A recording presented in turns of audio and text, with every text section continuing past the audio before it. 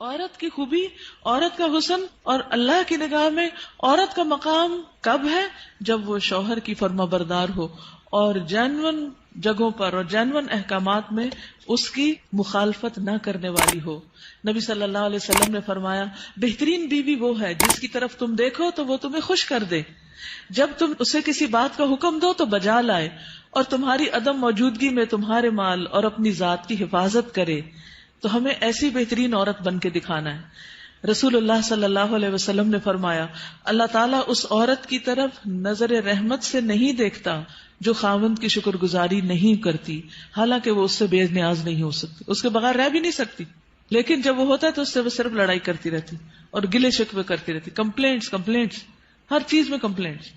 تو شوہر بھی چاہے اس کے پاس کتنی بھی جسمانی طاقت ہے یا مالی طور پر بہت سٹیبل ہے، وہ انسان ہے، وہ ہیومن بینگ ہے، وہ بھولتا بھی ہے، وہ غلطی بھی کرتا ہے. تو ایسی چیزوں کو اگنور کر دینا چاہیے. ہمیشہ گنتی کر کے رکھیں کہ اس کے احسانات کتنے ہیں اور اس کی غلطیاں کتنی ہیں. اگر وہ برابر ہوں تو بھی شکر گزار رہیں، اور اگر اس کی نیکیاں یا احسانات زیادہ ہوں اور غلطیاں کم ہوں تو غلطیوں کی بنا پر اس کی ناشکری نہیں کریں. تو آپ نے خصوصاً اپنے ہسبینڈس کو تھینک یو بولنا ہے، لکھ لیجئے، اور جو ابھی نہیں بول سکتے وہ آئندہ زندگی کے لیے لکھ لیں، دلوں میں لکھ لیں کہ شوہر کے شکر گزار رہنا ہے. اور یہ شکر گزاری آپ کے اپنے اندر اور آپ کے گھر میں اور آپ کے تعلقات میں خوشگواری پیدا کر دے گی. آپ دیکھیں گے کہ وہ شاید منتظر ہو اس بات کے کہ کسی وقت آپ خوش ہو جائیں ان سے، کیونکہ آپ دیکھیں وہ آپ کو خوش کرنے کی کوشش میں لگے رہتے ہیں، اور آپ جب خوش نہیں ہوتے تو بےچارے وہ بھی ناخوش ہو جاتے. تو جب آپ خوش ہوں گے تو آپ کو دیکھ کر وہ دگنے خوش ہو جائیں گے، جب وہ دگنے خوش ہوں گے تو آپ تگنی خوش ہو جائیں گے، اور یوں خوشیوں کا سلسلہ بڑھ جائے گا. پھر اسی طرح عورت کے اوپر یہ بھی لازم ہے کہ وہ اس طریقے پر رہے کہ شوہر دیکھے تو خوش ہو جائے. یعنی بیوی کا حال حلیہ، اس کا اٹھنا بیٹھنا، بات کرنے کا انداز، معاملہ کرنے کا انداز، یہ شوہر کے لیے ایک اٹریکشن کا باعث ہو. یعنی اگر شوہر کو کسی خاص قسم کا لباس پسند ہے تو ایز لانگ ایز وہ شریعت کی حد کے اندر ہے تو عورت کو وہ پہننا چاہیے. اگر کہیں جانے کی بات ہے یا گھر کو کسی خاص انداز میں رکھنے، یا کوئی شادی شدہ زندگی میں بہت سارے معاملات باہم ایک دوسرے کے ساتھ مل کے کیے جا رہے ہوتے ہیں، تو ایسی تمام چیزوں میں شوہر کے ساتھ تعاون اور اس کی مدد اور اس کو خوش کرنا جو ہے وہ لازم ہے. یعنی اپنی شرم و حیا کی بھی حفاظت کرے، اور گھر اور جو بھی اس کے کسٹڈی میں شوہر کا مال یا راز یا کوئی بھی چیز ہے ان سب کی بھی حفاظت کرنے والی ہو. مال کی، گھر کی حفاظت، پیسے ضائع نہ کرے. یہ نہیں کہ شوہر کے گھر، شوہر کے مال اور شوہر کی تنخواہ اور شوہر کی پراپرٹی میں سے چھپ چھپا کے میکے والوں کو مت بھیجتی رہے. بہت سے فساد اس وجہ سے ہوتے ہیں کہ سسرال کو دینے کے لیے تو نمبر 2 مال ہوتا ہے، اور میکے کو بھجوانے کے لیے پسندیدہ چیز. قدرتی بات ہے کہ انسان کی جو اٹیچمنٹ ہوتی ہے وہ ماں باپ سے بہت زیادہ ہوتی ہے. ایک ایسی خیرخواہی ہوتی ہے جس میں دنیا کی کوئی دوسری چیز شریک ہی نہیں ہو سکتی. ظاہر ہے جنہوں نے جنم دیا، جنہوں نے پالا پوسا، ان کے ساتھ محبت اور خیرخواہی کیسے نہ ہو، وہ تو ہوگی، لیکن اس کی بھی حدود ہیں. وہ حد سے آگے نہیں بڑھنی چاہیے کہ شوہر کما کے لائے اور ہر وقت عورت شکوہ کرے پورا ہی نہیں پڑتا، ہوتا ہی نہیں، ہے ہی نہیں، یہ بھی نہیں، وہ بھی نہیں، وہ بھی نہیں، اور پیسے بٹورتی چلی جائے اور ادھر سے چھپ چھپا کے دوسری طرف دیتی چلی جائے. نہیں، حتیٰ کہ فی سبیل اللہ بھی اگر عورت کو دینا ہے تو شوہر کی رضامندی ضروری ہے، یعنی شوہر کا مشورہ بھی ہونا چاہیے اس میں. پھر اسی طرح یہ ہے کہ بولنے میں اچھی ہو. رسول اللہ صلی اللہ علیہ وسلم نے فرمایا کنواری عورتوں سے نکاح کرو کہ وہ شیریں گفتار ہوتی، یعنی کہ ان کے بولنے میں مٹھاس ہوتی اور تھوڑی چیز پر جلد خوش ہو جاتی، یعنی شکر گزار ہوتی، کیونکہ زیادہ دنیا نہیں دیکھی ہوتی اور مطالبے بھی کم ہوتے. اس لیے خصوصی طور پر بیوی کی حیثیت سے جو خوبی بیان کی گئی وہ یہ کہ شوہر کے ساتھ بات کرنے میں بھی اچھی ہو اور بہت زیادہ مطالبے کرنے والی نہ، اور نہ ہی اپنے شوہر کی اجازت کے بغیر کسی مرد کو گھر میں آنے کی اجازت دے، کیونکہ اس سے بھی شکوک و شبہات پیدا ہوتے ہیں.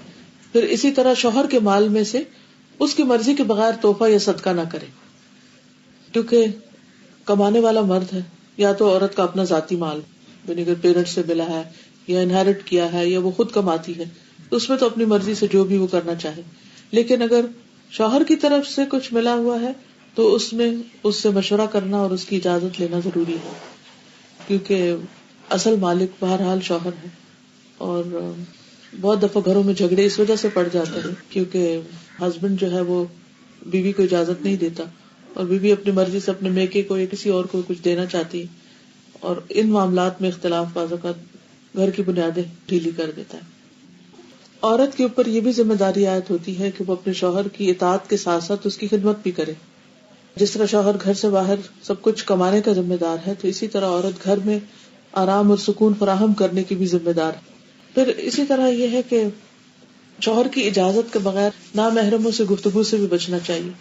حضرت علی بن ابی طالب سے روایت ہے کہ رسول اللہ صلی اللہ علیہ وسلم نے خاوند کی اجازت کے بغیر عورتوں سے ان کے گھروں میں گفتگو سے منع کیا ہے۔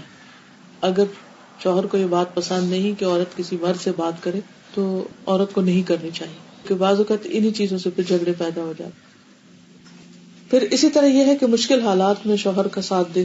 پھر اسی طرح بد اخلاقی اور بد زبانی سے دور رہے۔ اب یہ جو بد زبانی ہے یہ عام طور پر بہت سے کام خراب کرتی ہے۔ انسان کی زبان ہی ہوتی ہے جو اس کو عزت دیتی ہے، اور زبان ہی ہوتی ہے جو اس کو ذلیل کر دیتی ہے۔ اگر ایک زبان انسان کنٹرول کر لے تو اللہ تعالیٰ اور بندوں دونوں کے سامنے انسان سرخرو ہو جاتا ہے۔ تو اس لیے انسان سوچ سمجھ کر بات کرے۔ پھر اسی طرح یہ ہے کہ بد دعائیں نہیں دینی چاہیے، نہ اپنے آپ کو، نہ بچوں کو، نہ شوہر کو، اور نہ کسی اور کو، کیونکہ اگر کوئی دوسرا بد دعا کا مستحق نہ ہوا تو وہ بد دعا واپس پلٹے گی، جس نے دی ہے اسی کو آ کے لگے گی۔ رسول اللہ صلی اللہ علیہ وسلم نے فرمایا بد دعا نہ دیا کرو، نہ اپنے اوپر، نہ اپنی اولاد پر، نہ خادموں پر، نہ مالوں پر۔ کہیں ایسا نہ ہو کہ وہ قبولیت کی گھڑی ہو کہ جس میں اللہ تعالیٰ سے مانگا جائے تو وہ دعا قبول ہو جائے اور پھر انسان خود ہی پچھتائے۔ لیکن ریلیشن شپ کے اندر کچھ چیزیں ایسی ہیں جن کا خیال رکھنا بہت ضروری ہے، اور ان چیزوں کو ضرور ذہن میں رکھنا چاہیے جو تعلقات کی خرابی کا باعث بنتے ہیں۔ ٹھیک ہے، کچھ چیزیں تو وقتی طور پہ انسان کی طبیعت مزاج کا حصہ ہوتی ہیں، کچھ بچپن کی دو مختلف گھرانوں سے اٹھان ہوتی ہے، اور پھر مرد اور عورت کا جو بایولوجیکل ڈفرینس ہے وہ بھی بیچ میں بہت اہم رول ادا کرتا ہے۔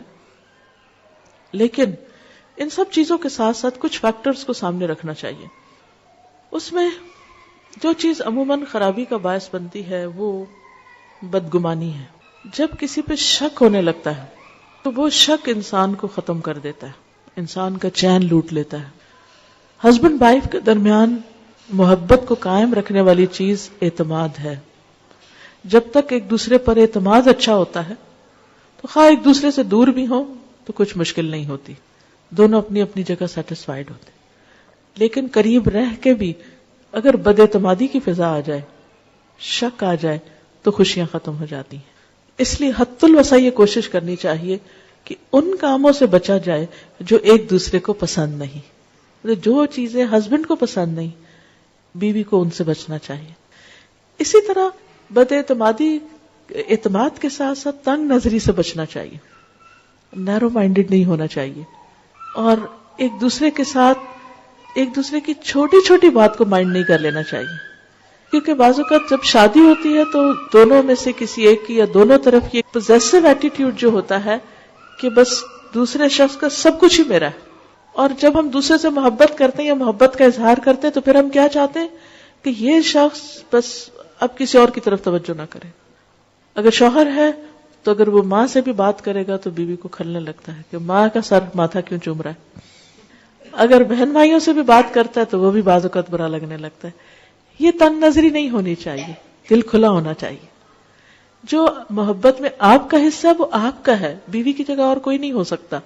لیکن یہ بھی یاد رکھیے کہ جس ماں نے تکلیف اٹھا کے جنم دیا ہے اور سالوں سال دعائیں مانگ مانگ کے اس کو پالا ہے اور بڑا کیا ہے اور اس منزل تک پہنچایا ہے کہ جب وہ کامیابی کے ایک اعلیٰ منزل کو پہنچا تو اب آپ کے ساتھ اس کا ریلیشن شپ ہو رہا ہے، تو جس نے یہ ساری منزلیں طے کی ہیں اس کا حق اپنی جگہ ہے، اس حق کو کبھی فراموش نہیں کرنا چاہیے، بلکہ شوہر کی مدد کرنی چاہیے کہ وہ اپنی ماں کا خیال رکھ سکے اور اس کا ساتھ دینا چاہیے۔ اگر وہ کسی قسم کی کمی کوتاہی کر رہا ہے تو ایک اچھی بیوی کی خوبی یہ ہے کہ وہ اس کو توجہ دلائے کہ تمہاری ماں تمہارا انتظار کر رہی ہے۔ پھر کچھ اور چیزیں ہیں کہ جن کی وجہ سے تعلقات اچھے نہیں ہوتے، اور وہ ہیں ڈس فنکشنل کمیونیکیشن۔ اچھی کمیونیکیشن